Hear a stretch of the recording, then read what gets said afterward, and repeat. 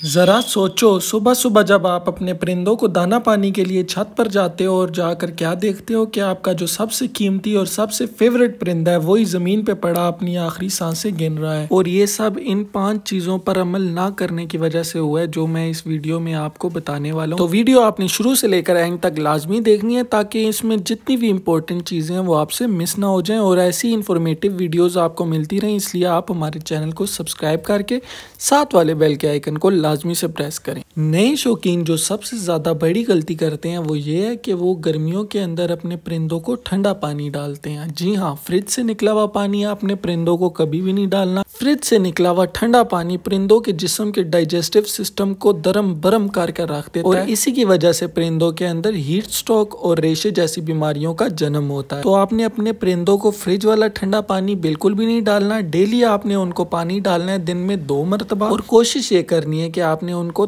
ताज़ा पानी डालना है या फिर रूम टेम्परेचर वाला पानी डालना है, यानी कि पानी ज़्यादा ना तो गर्म हो और ना ही ज़्यादा ठंडा पानी। उसके बाद दूसरे नंबर पे जो चीज़ आ जाती है वो ये है कि आपने कोशिश करनी है कि एक मिट्टी का बर्तन लेकर आना है जिसके अंदर आपने अपने परिंदों को पानी वगैरह देना है। मिट्टी के बर्तन के अंदर पानी इस्तेमाल कराने का सबसे बड़ा जो फायदा है वो ये होगा कि आपके परिंदे ज़्यादा देर तक ठंडे पानी को इंजॉय कर सकेंगे। और मिट्टी के बर्तन के अंदर पानी इस्तेमाल कराने का सबसे बड़ा फायदा ये होता है कि उसके अंदर पानी ज्यादा जल्दी गर्म नहीं होता। तो आपने सबसे पहले प्लास्टिक के बर्तनों को गुड बाय कर देना है और मिट्टी के बर्तनों में उन्हें पानी इस्तेमाल सबसे पहले मैं आपको पानी के ऊपर टिप्स दे रहा हूँ। उसके बाद इंशाल्लाह मैं आपको इनकी डाइट के ऊपर भी टिप्स दूंगा। जो ठंडी डाइट है वो मैं आपको बताऊंगा।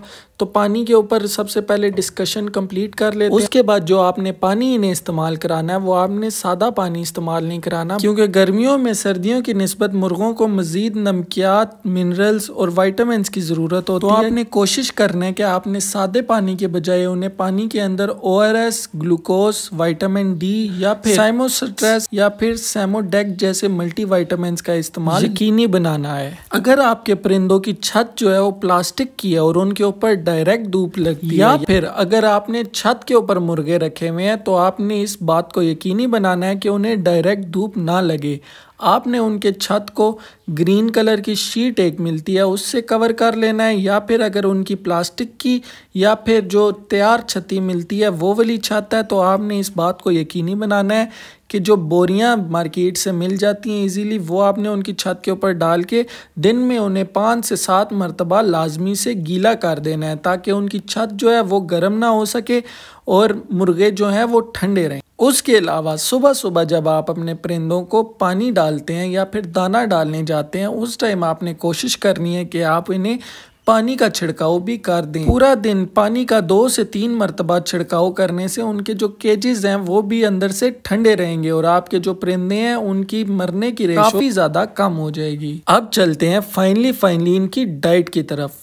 काफ़ी सारे नए शौकीन सर्दियों की तरह गर्मियों में भी परिंदों को मिक्स दाना इस्तेमाल कराते हैं, जैसा कि उसके अंदर बाजरा, मकई या फिर दूसरी तरह के सोयाबीन वगैरह मौजूद होते हैं जिनकी तासीर गर्म होती है। और गर्मियों में गर्म दाना इस्तेमाल कराना ऐसा ही है जैसा कि आप उन्हें खुद मौत के मुंह में भेज रहे हैं। तो गर्मियों में आपने कोशिश करनी है कि अपने परिंदों को आपने मिक्स दाने के बजाय 1.5 रेशो में आपने बाजरा और मकई के बीज को इस्तेमाल कराना है। यानी कि अगर आप किलो बाजरा ले रहे हैं तो उसके अंदर आपने आधा केजी मकई का दाल शामिल करवा लेना है। और ये आपने सूखा इस्तेमाल नहीं कराना बल्कि इस्तेमाल कराने से पहले 2 से 3 घंटे आपने इसको भिगो के रख देना है। जब दाना अच्छे तरीके से फूल जाए तो तब आपने दाने को अपने परिंदों को इस्तेमाल कराना है। इससे फायदा ये होगा कि आपके परिंदों के अंदर पानी की कमी को भी पूरा करेगा और इसकी तासीर गर्म होने के बजाय उल्टा ठंडी हो जाएगी और आपके परिंदे हेल्दी और एक्टिव रहेंगे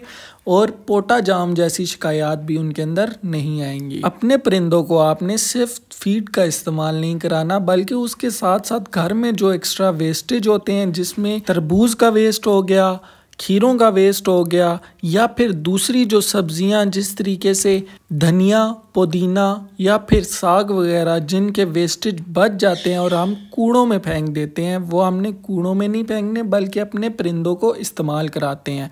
जिस तरीके से गर्मियों में हम ठंडी चीज़ों का इस्तेमाल करते हैं तरबूज वगैरह की सूरत में या फिर खीरों की सूरत में, तो इनका जो वेस्टेज होता है वो मुर्गियों को कूल रखने में मदद देता है। तो आपने इन्हें भी वेस्ट नहीं करना और आपने अपने परिंदों को इस्तेमाल कराना है। उम्मीद है कि जितनी भी टिप्स आपको दी हैं इंशाल्लाह ये टिप्स आपके बहुत ही ज़्यादा काम आएंगी और इंशाल्लाह फ्यूचर में आप हमें दुआएं देंगे। अगर आपको हमारा कंटेंट पसंद आया तो हमारे चैनल को सब्सक्राइब करके साथ वाले बेल के आइकन को लाजमी से प्रेस करना है ताकि आने वाली वीडियोज़ का नोटिफिकेशन आपके नोटिफिकेशन बार में आपको मिल सके। तो मिलता हूँ आपसे नेक्स्ट वीडियो में, तब तक के लिए पीस ऑन, अल्लाह हाफिज़।